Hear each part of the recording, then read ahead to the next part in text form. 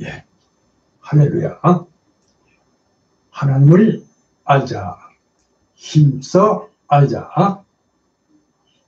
하나님에 대한 지식, 하나님을 아는 지식, 평신도 신학, 조직시다. 오늘은 신론으로 하나님을 아는 섭리, 이렇게 제목을 올려드립니다. 말씀은 시편 103편 19절 말씀과 역시 시편 135편 6절 되겠습니다. 저는 어려서부터 호기심이 매우 많은 아이로 자라났습니다. 그래서 그런지 이런저런 여러 가지 의문들을 끊임없이 생각해 내곤 해서 그랬습니다. 자, 죄로 인하여 죄인으로 타락한 인류에 대해서 의문이 들어 많은 생각을 하였습니다. 자, 그러나 그 의문은 좀처럼 풀리지를 않고 저의 뇌리에서 사라지지를 않고 자리를 잡았습니다.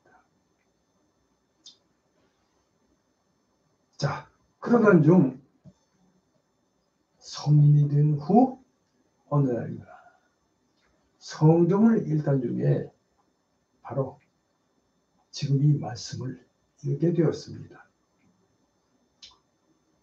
그 말씀이 바로 이러합니다. 성경을 알아나니 성경은 능히 너로 하여금 그리스도 예수 안에 있는 믿음으로 말미암아 구원에 이르는 지혜가 있게 하느니라. 모든 성경은 하나님의 감동으로 된 것으로 교훈과 책망과 바르게 함과 의로 교육하기에 유익하니 이는 하나님의 사람으로 온전하게 하며 모든 선한 일을 행할 능력을 갖추게 하려 합니다. 자, 디모데후서 3장 15절에서 17절의 말씀으로 사도 바울이 사랑하는 제자 디모데에게 한 서신서에서의 말씀입니다. 자, 바로 이 말씀을 근거해서 성경에서 그 의문을 알았습니다. 오늘은 기독교 믿음의 근간이라고 할 수 있는 조직 신학에서 가르치는 조직 신학 신론으로 하나님의 섭리에 관한 진리를 알아봅니다. 자, 하나님의 창조는 모든 신적 계시의 기반이며 기초이자 모든 유기적, 종교적 생활의 근원이 됩니다. 하나님께서 세계를 창조하신 후에 그 세계에 대하여 가지는 관계는 어떠한가? 초연실론은 하나님을 세계로부터 분리하고 동실론은 이 둘을 서로 혼동합니다. 자, 그러나 기독교 유신론은 하나님이 세계를 섭리하신다고 가르칩니다. 그래서 여기 하나님의 섭리 교리 역시 실제적으로나 교리적으로나 고유한 가치를 가진 진리임에 틀림이 없습니다. 물론 이 교리 역시 신구약 성경에 명백히 기초하고 있음은 물론입니다. 따라서 이 섭리의 교리 역시 성경 이외에 다른 사료에서는 배울 수가 없고 다만 신앙으로서만 받아들일 수 있을 뿐입니다. 자, 그럼 먼저 첫째로 1번입니다. 1. 하나님의 섭리의 정의. 이렇게 제목을 올렸습니다. 자, 하나님께서는 세상을 창조하셨을 뿐만 아니라 창조하신 세상을 유지하고 계시기 때문에 자연히 창조 교리에는 섭리 교리를 생각하는 것이 합당한 것입니다. 자, 여기서 자, 섭리란 뭡니까? 하나님께서 모든 피조물들을 보존하시며 세계에서 일어나는 모든 일에 행동하시고 만물을 그 정해진 목적으로 인도하시는 사역을 말합니다. 그러니까 즉 모든 일은 하나님의 감추인 계획하심에 의하여 주관되어짐을 말씀드립니다. 예를 들어서 성경 말씀 마태복음 10장 29절 참조하시기 바랍니다. 자, 하늘과 땅과 무생물들 뿐만 아니라 인간들의 계획과 뜻까지도 자, 잠언서 16장 9절 말씀 그리고 20장 24절 말씀 자, 하나님의 섭리로 주관되어 그가 정해놓으신 목표를 향해 정확하게 움직이고 있다는 말씀입니다. 자, 이는 마치 선장이 배의 키를 잡고 조정하듯이 하나님께서 세상 만사를 다스리시고 계십니다. 그러므로 무엇 하나라도 운명에 의해서 일어나거나 또 어떠한 일이라도 결코 우연히 생겨나지는 않는다는 것입니다. 자, 그리고 하나님의 섭리는 자, 세 가지의 요소.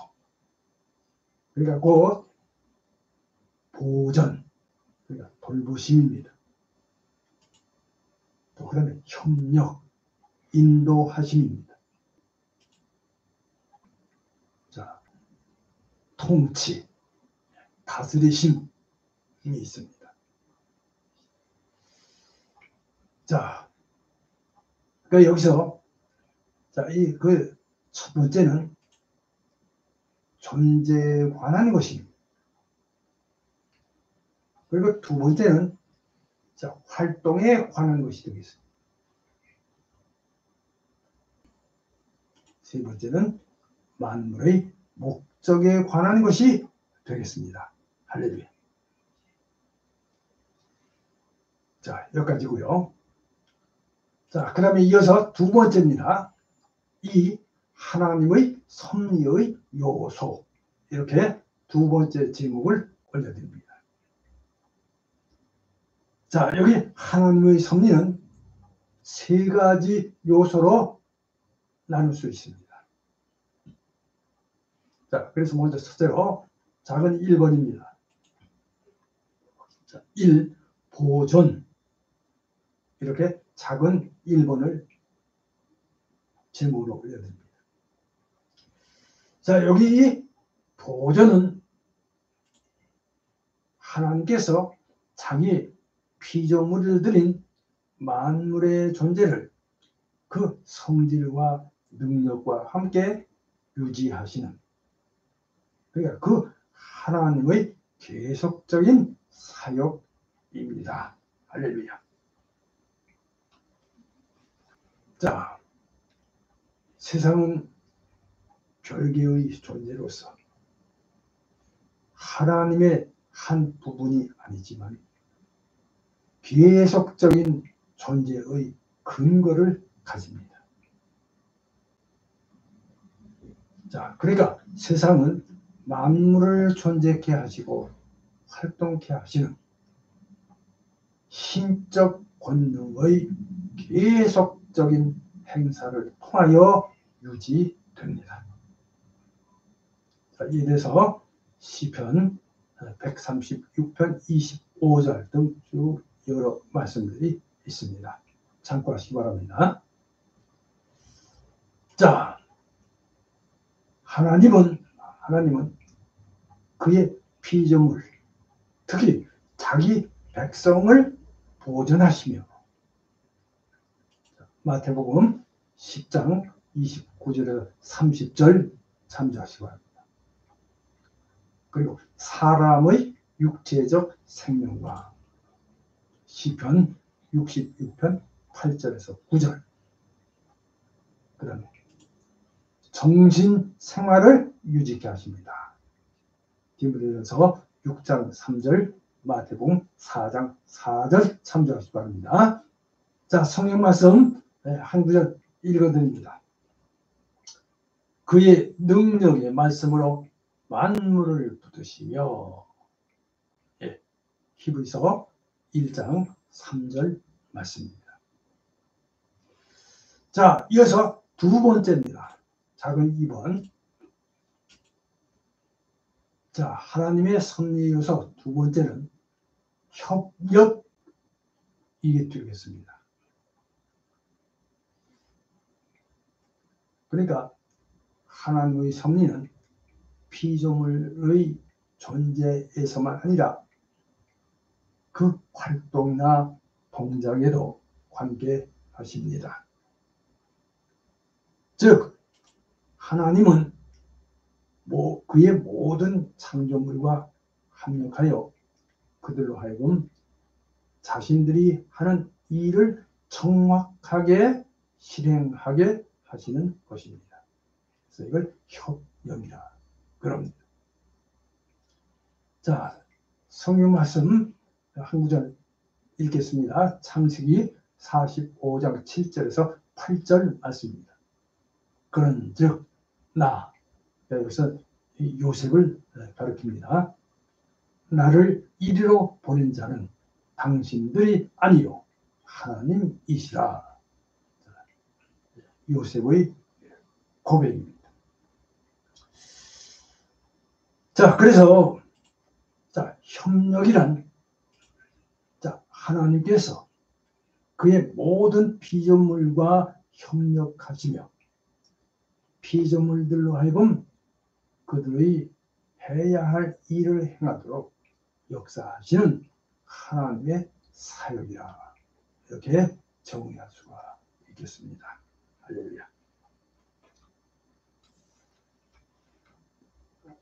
자, 이것은 세계 속의 자연력과 인간의 의지와 같은 실제적 제2의 원인들이 있다는 것을 의미하는 것입니다.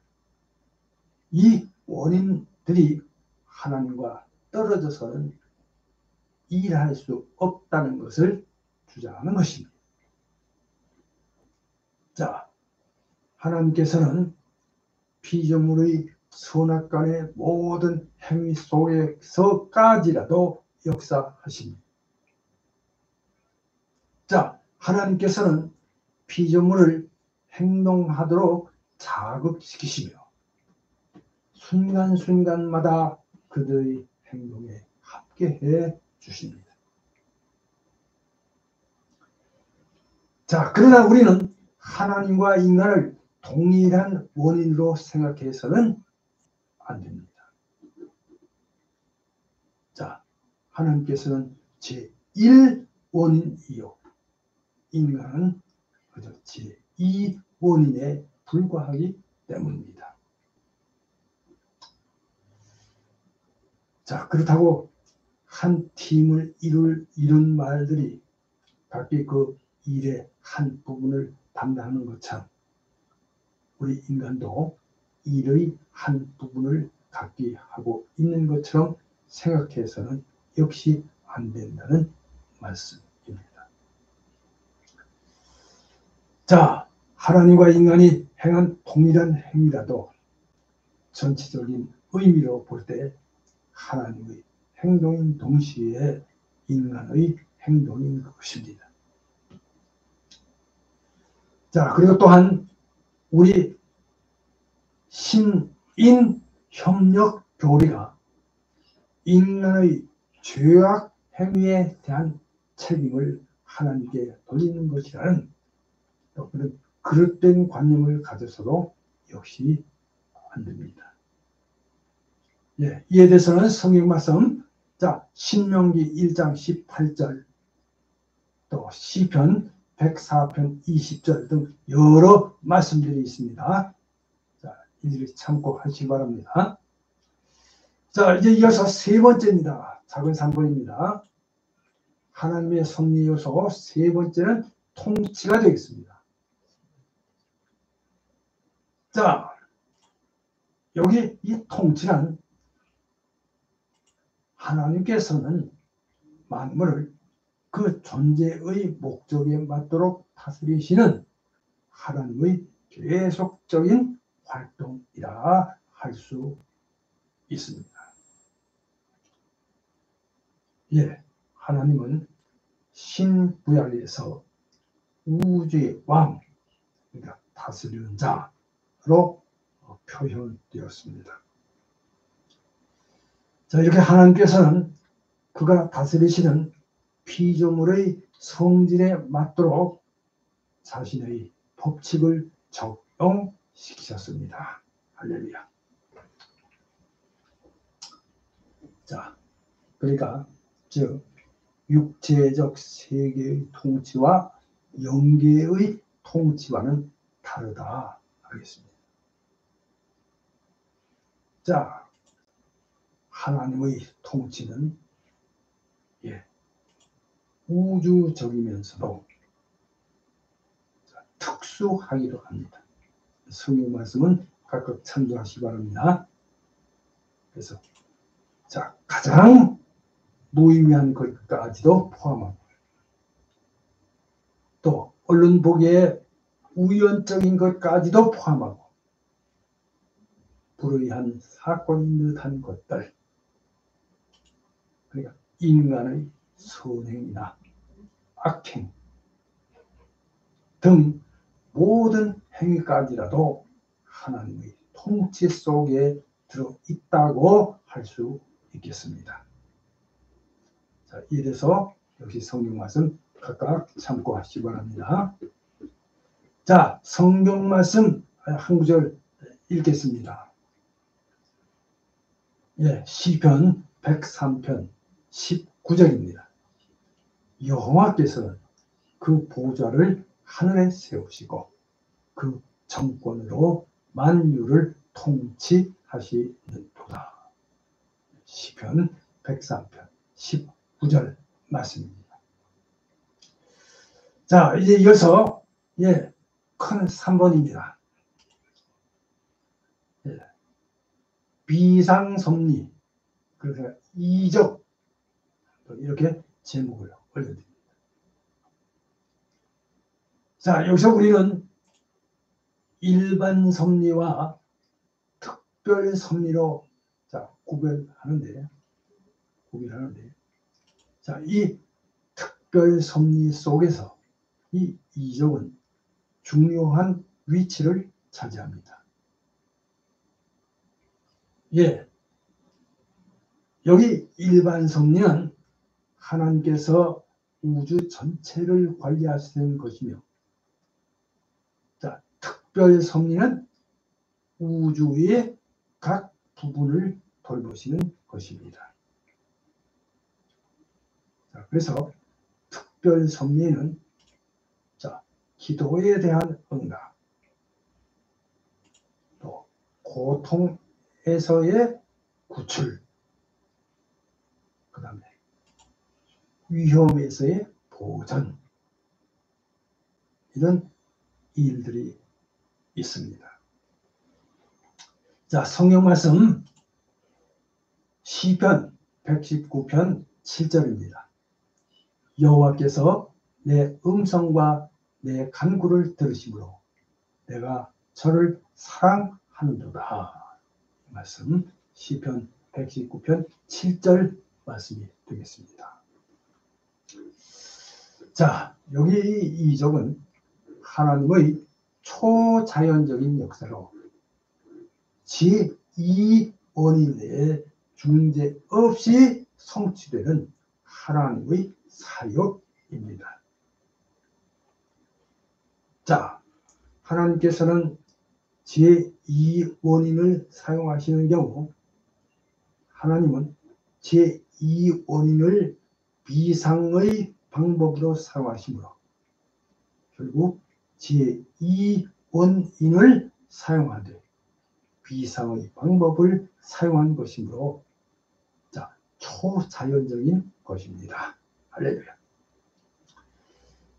예, 이에 대해서 우리가 어떤 학자는 이적이란 자연 법칙을 어기는 것이므로 불가능한 것으로 주장하는데, 자, 이는 분명히 잘못된 견해입니다.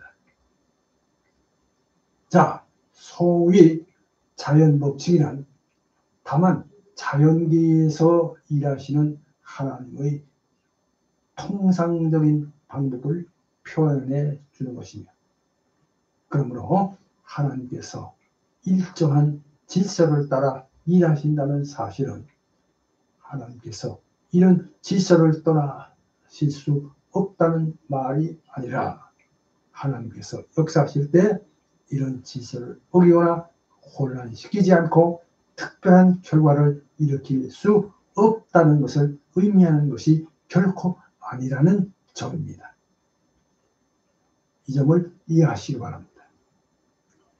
자, 우리 인간도 어떤 경우에는 자연 법칙을 방해하지 않고 자연 법칙을 혼란시키지 않고도 인간은 손을 들어 공중에 공을 던질 수 있습니다. 자, 인간에게도 가능한 것이 어찌 전능하신 하나님에게 불가능한 것일 수 있느냐, 그런 말입니다. 자, 그러므로 자, 여기 이 이적은 계시의 방도임에 틀림없습니다. 자, 이에 대해서 민수기 16장 28절, 에레미야서 32장 20절, 요한복음 2장 11절, 5장 36절 참고하시기 바랍니다. 자, 이어서 이제 4번입니다. 비상섭리의 이 이견, 다른 의견입니다.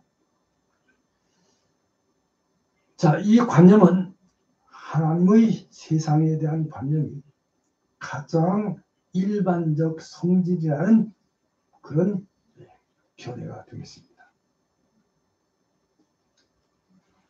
자, 먼저 첫째로 작은 1번입니다. 자연신론적 관념이 있습니다.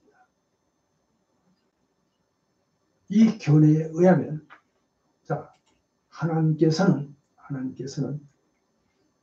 세상을 창조하셨고 세상의 법칙을 확립해 놓으시고 세상에서 손을 떼셨다, 이렇게 주장하는 관념입니다. 또 하나님께서 마치 그 시계태엽처럼 세상을 잘 돌아가게 해놓고는 손을 떼시다가 무엇인지 잘못될 때면 그때에만 하나님께서 간섭하시는 것입니다. 그러므로 이 견해에 따르면 하나님은 저 멀리 계신 분에 불과하고 할 수밖에 없는 것입니다. 그 다음에 두 번째, 작은 2번입니다. 범신론적 관념. 범신론자들은 하나님과 세상을 구별하지 않고 이 둘을 동일시함으로 섭리 교리를 전혀 인정하지 않습니다. 또 세상에 제2원인이 없다고 하며 하나님을 세상에서 일어나는 모든 사건의 직접적인 조정자라고 합니다. 심지어는 인간의 행까지도 하나님의 행이라고 주장하고, 그러므로 하나님은 저 멀리 계신 분이 아니라 가까이 계신 분이라고 주장합니다. 이상 두 가지 대표적인 비상섭리의 이견을 말씀드렸습니다. 이제 결론을 말씀드립니다. 결론입니다. 이상 하나님의 섭리 교리에 관하여 알아봤습니다. 하나님의 섭리 교리 역시 여러 가지 특성을 내포하고 있기에 이 교리의 참 오묘한 신비는 어디까지나 신적 본질의 완전성에 있으며, 이 교리 역시 신앙의 위대한 신비 중 하나로 인간의 이해를 훨씬 초월하고 있는 것입니다. 물론 이와 같은 교리는 성경 이외의 그 어떤 다른 사료에서는 배울 수가 없고 오직 신앙에 의해서만 받아들일 수 있다고 하겠습니다.